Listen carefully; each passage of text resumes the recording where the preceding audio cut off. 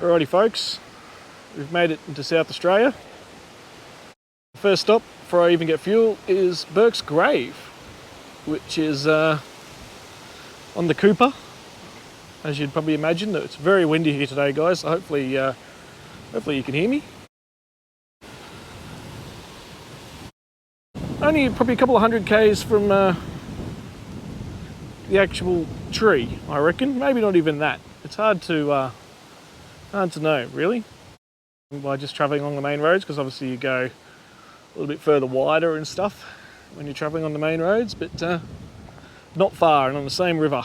So if they had stayed at the dig tree a few more days, they would have been discovered, which is very sad, and they all would have survived. That didn't happen. Unbelievable trees out here, guys. Just magnificent. Massive gum trees, eucalyptus trees. Just glorious. Anyway, let's go have a look. Well, looks like this is it. Kind of ironic that he was found under the same sort of tree that the dig tree was. Mind you, most of the trees around here are the same. And this is the spot where they found him. Now obviously the concrete stone wasn't here. This is where he was. He was found with a pistol in his hand, with the bullet still in it. This is where it all came to an end. Very sad ending, if you ask me, considering he should have been rescued. He should have stayed at the dig tree. He should have waited for the parties. His own ignorance and arrogance, the way he treated the Aboriginal people at the time, led to his own downfall. Very, very sad, but that's the way it goes.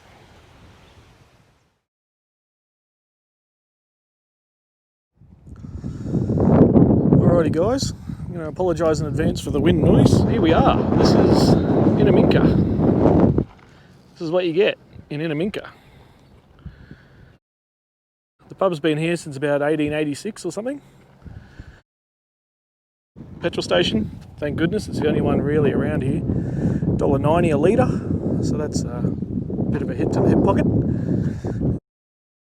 There's the hotel there, Innamincka Hotel. Very, very famous. It's pretty much the only one around here. So let's go in and have a brew. Alrighty guys, back across the border now, back in Queensland. Beautiful one day, perfect the next apparently. I'd say it's pretty perfect right now. Not a cloud in the sky, not a soul to be seen.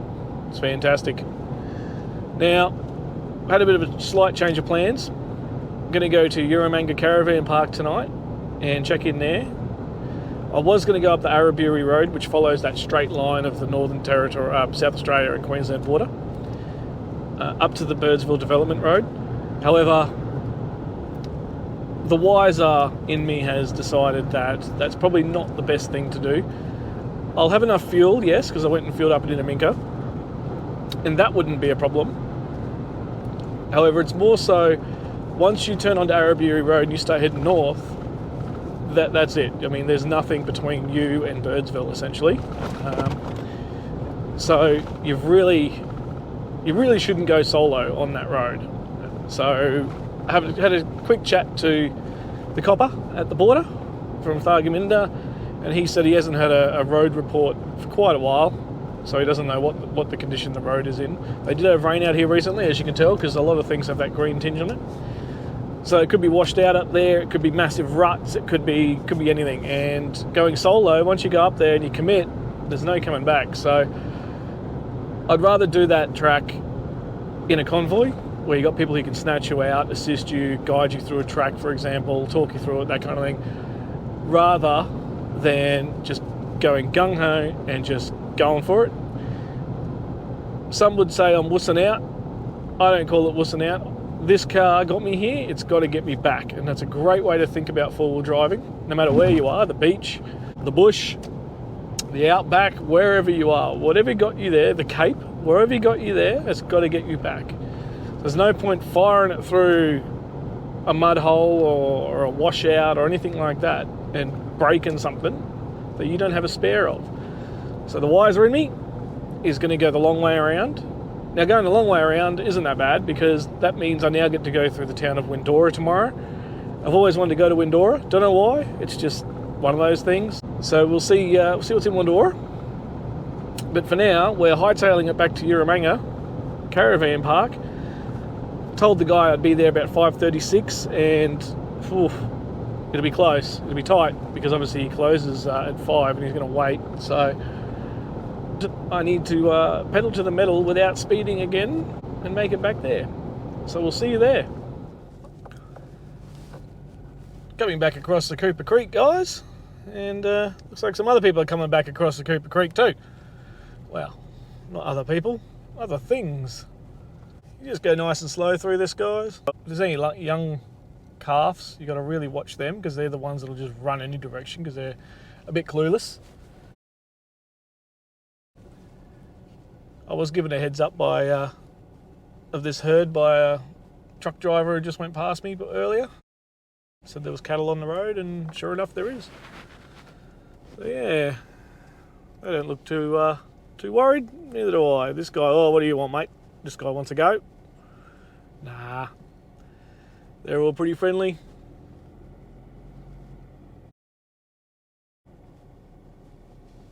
Big guy.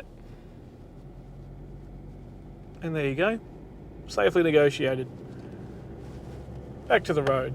Now the good thing to do here, guys, is stay on the radio if you see some other cars coming the other way. Give them the heads up that there's cattle on the road, so that they can slow down, prepare to go through them just like I did. And hopefully all the cattle and all the people both get to their destinations safely.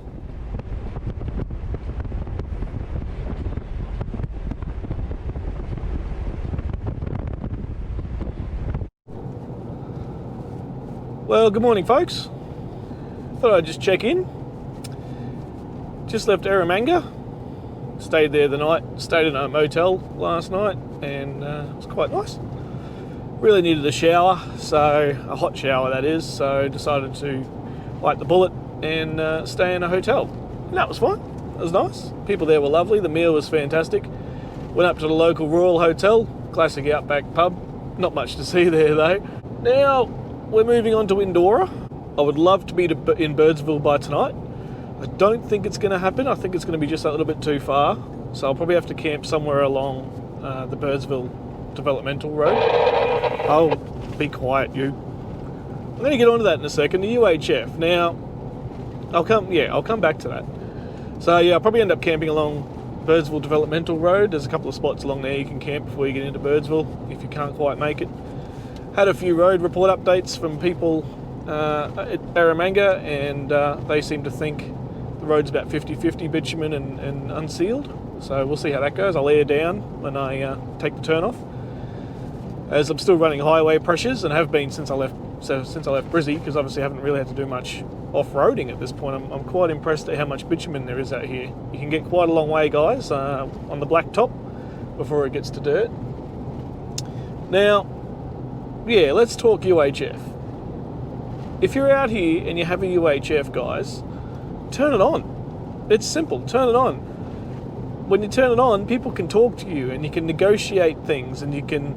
Now, well, wow, what do I mean by that? What do I mean by negotiate things? So when you're driving on a single lane road, which is the main highway, this is the Bulu developmental road, heading out to Windora, single lane, dirt on either side, you've only got room for one car. The car comes the other way, you've got a... Here we go, we've got a prime example here. Now, I've turned the radio off because I'm recording. But normally what I would do here is probably about 500 metres away in front of me, coming towards me. I'd call him up, say, hey mate, about to pull left, you know. Or if it's a truck, you can say, I'm going to take the whole car off the road because the trucks need to stay on the road. If you've got a road train coming towards you, you can't just have one wheel on the road. You've got to have the entire car off, because that road train needs the entire road. This is only a four-wheel drive coming, so I'm now off, half on, half off. Give them a wave, say good day. Some wave at you, some don't wave at you, you know. But yeah, the UHF, so you pick him up, you call him up, you see him coming, because you see him for miles around here, guys. Call him, say, hey, you know, copy in the whatever it is or whatever you think it is, and then say the road you're on. So we're on the Diamantina Development Road now. So copy in the, I don't know, road train eastbound on the Diamantina Development Road, and then they'll come back and say, yeah, got a copy, and then say, you know, just approaching you here, I'll pull right off, you know, rah rah. Or they'll say, no, don't worry about it, I'm about to do whatever he might be about to do. And you just know what the other person's doing, because on a single lane road here, if you misjudge something and the other person does something you're not expecting, you could end up in an accident, you could end up on your roof if you're still travelling at speed. Anything could happen. So when you got your UHF out here, guys, have it on, use it, learn some terminology, and it'll go a long way. Here's another one. Yeah, there you go, got away from them. That was just a little, like a Ford Falcon or something. It'll go a long way to making a trip safer. You'll also get to have a quick chat with someone else on the road coming back the other way. Then you can also ask them what the road's like up ahead and get a road report and find out if, I don't know, the petrol station at the next town is running out of diesel or whatever, you know, whatever, who knows. Or they'll be able to tell you there's cattle on the road up ahead or something like that. But if you've got your radio and you don't turn it on, it's a waste of time having a thing. So anyway, there's my rant over for the morning. As you can see, the scrub's starting to thin out, heading further and further west into Windora. About, how far are we? About 60 clicks out from Windora. Stop there for fuel, have a quick look around, and then head out to Birdsville. And like I said, I hopefully get to Birdsville today. It's probably another 4 hours from Windora, and it's now, what time is it? It's now pushing 10 o'clock. So let's say I use an hour in Windora, a bit of mucking around and whatever, and you know, 4 or 5 hours, that's 5 o'clock in the afternoon into Birdsville. That's, you know, sort of pushing it a bit, but we'll see how we go.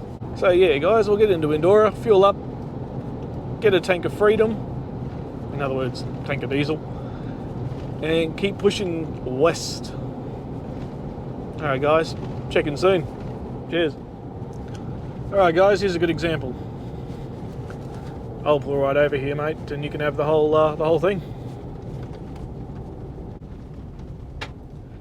So he knows what I'm doing, he knows I've pulled right over.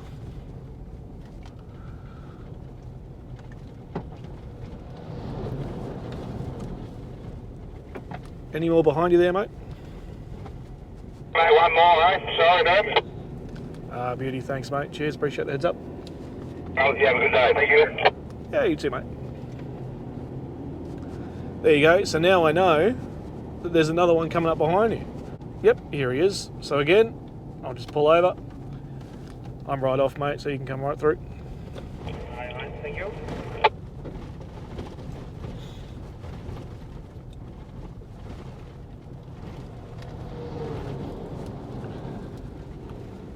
Have a good day, gentlemen. Yep, you too, mate. There you go, guys. Easy as that. I'm not dead. The truck drivers aren't dead. All the cows that are going to become your Big Macs and your double quarter pounders, they're still living, ready to become your Big Macs and double quarter pounders. And we can all move on and get along with our day. Nice and easy. So keep your radio on, guys, and use it. Make sure you use it. Just talk to these guys. They've got a job to do and you want to go on holiday, so we all got things we want to be doing and need to be doing, and anything to make it safer and better for everyone, easy. Then you can sit back, relax, and wait for the next one to come.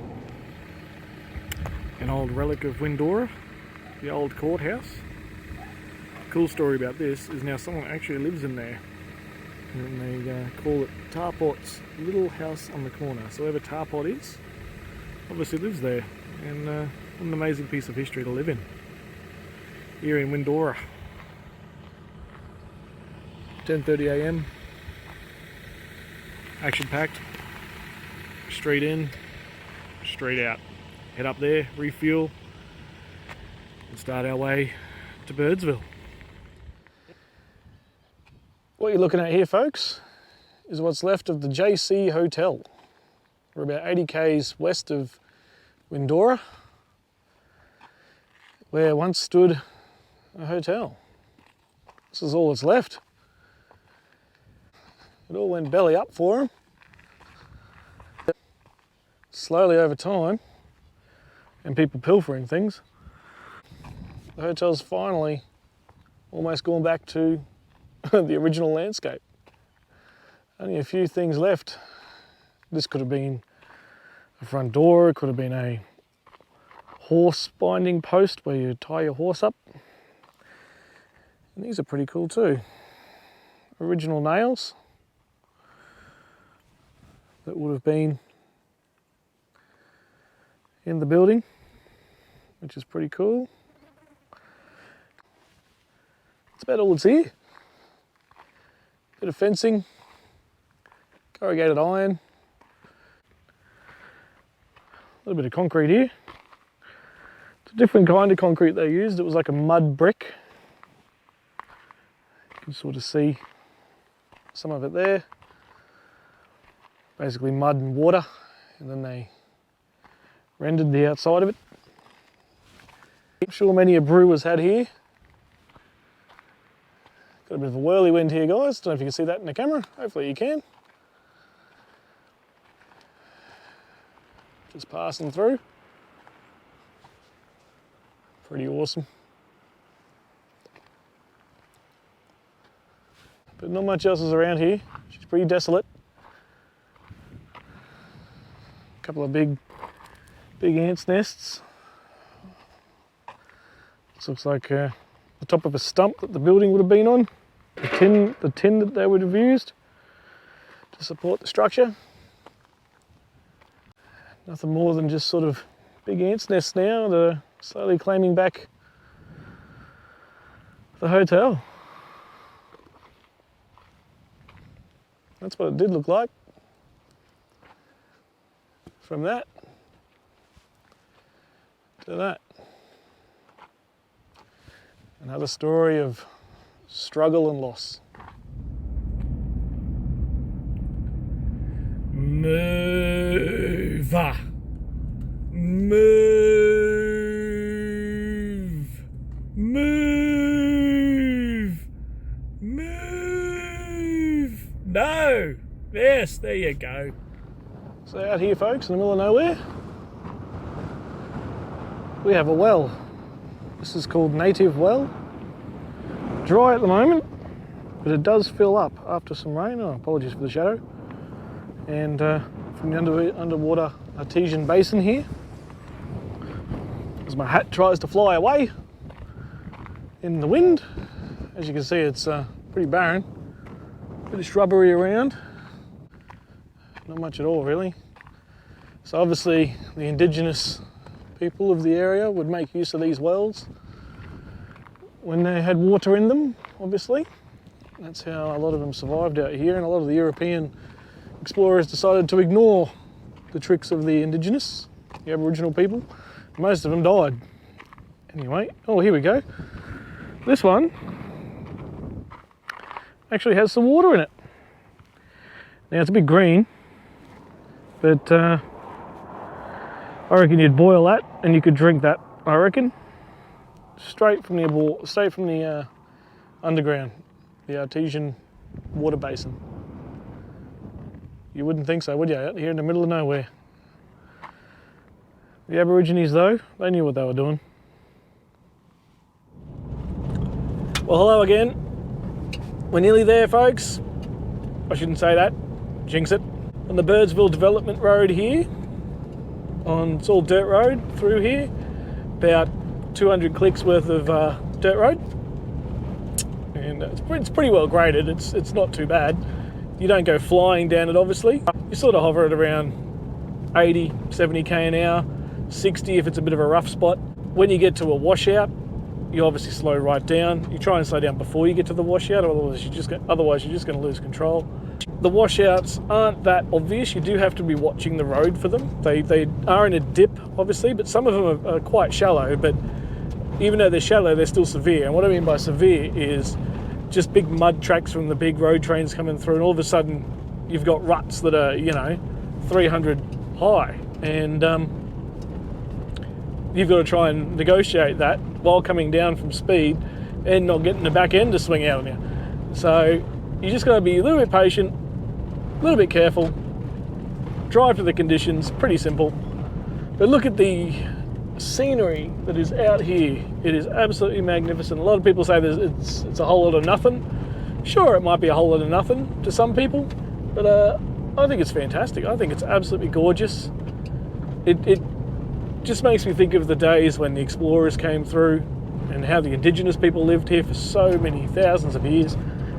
And the struggles especially for the early explorers for me is what I like to read about, hear about, how they survived, what they did, what they had to do, where they went, all that kind of thing. I'm fascinated by that kind of history. So not too far now to Birdsville, about another 200 kilometres of dirt and bitumen. But there is word of a certain hotel in a certain town that has come back to life. I'm not going to say what it is or where it is yet, but we're going to make a slight detour on the way into Birdsville and see if the rumours are true. Now, some of you, particularly in Queensland and Brisbane, will know what area I'm referring to. But for those of you outside of Australia or outside of Queensland, I'm sorry, but you just have to wait and see what I'm talking about. I'll explain it when I get there. If there's anything to explain, there might not be anything to explain. But stick around and we'll find out. This is Ding's Lookout. Now, you can see absolutely for miles around here. You don't need to get very high though, to be honest, to see a long way out here. It's so flat.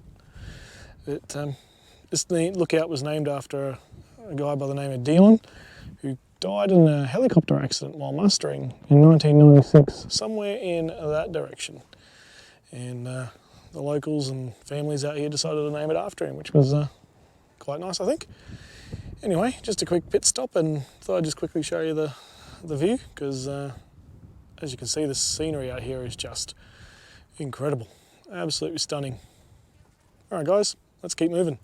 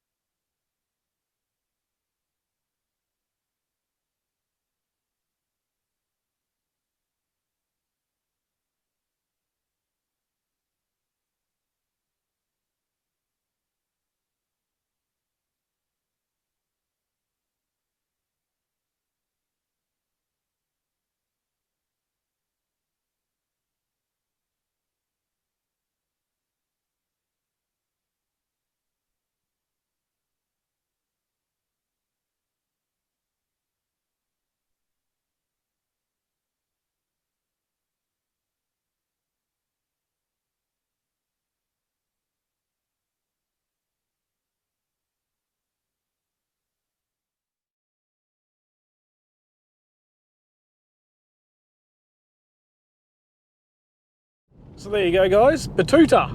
It's back up and running, hooray! Very, very cool. Great to see the guys out there really giving it a red hot go. As you can see, it's 7 k's off the main road to Birdsville, and it is a little bit rough, but it's not too bad. I mean, just take your time, don't go crazy. It's the only thing in town. There's nothing else. It's just the pub. The history in there is fantastic. The hotel is pretty much as it always has been.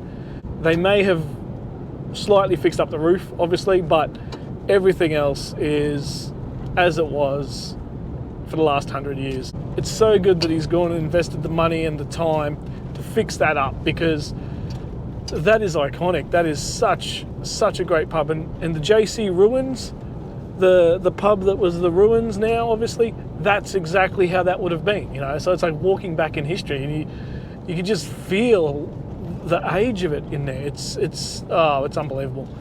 Anyway, make sure you stop in, follow them on Facebook, all that sort of stuff. Batuta Hotel. They're back up and running. I got the shirt. The old saying of tell them where you've been by wearing a t-shirt. Made sure I got the shirt. The only place in the country you can get them. So good, so good. The guys in there are fantastic. Such good lads. Such fun I had in just the half hour I was there. I nearly camped. You can camp there for 20 bucks a night, but I decided no, I'm going to push through, try to get to Birdsville tonight. It's now 4:15.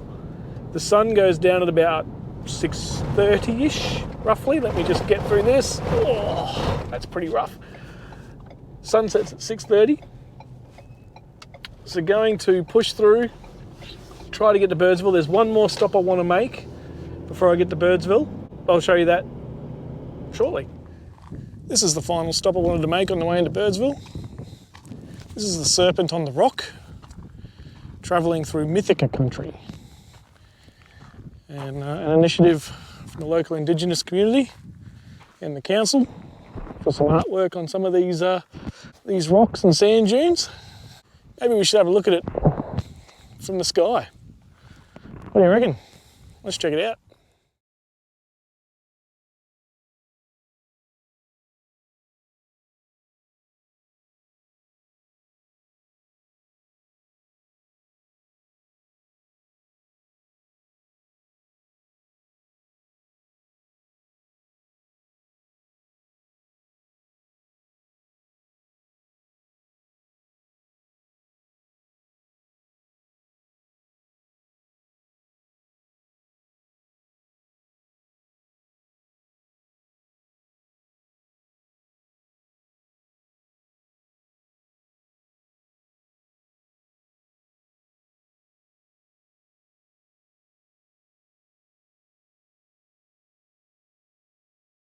I've taken my time today, obviously, to get out to Birdsville. Maybe I've taken a little bit too much time, but so now that it's left me in a situation where I may get into Birdsville in the dark. Now, I'm hoping that's not the case. I'm hoping I'll get there right on sunset. But I've got 117 kilometres to go on gravel road.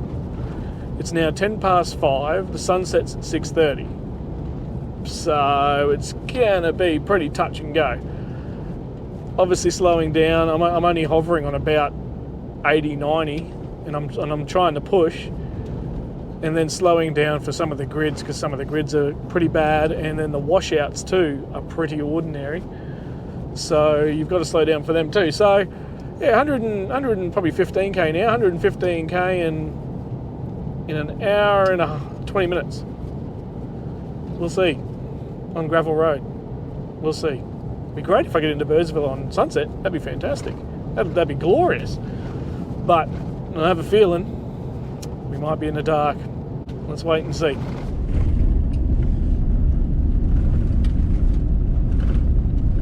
And by some miracle, I'm not sure how we've done it, but we're going to make it into Birdsville right on sunset. That is pretty awesome, I think.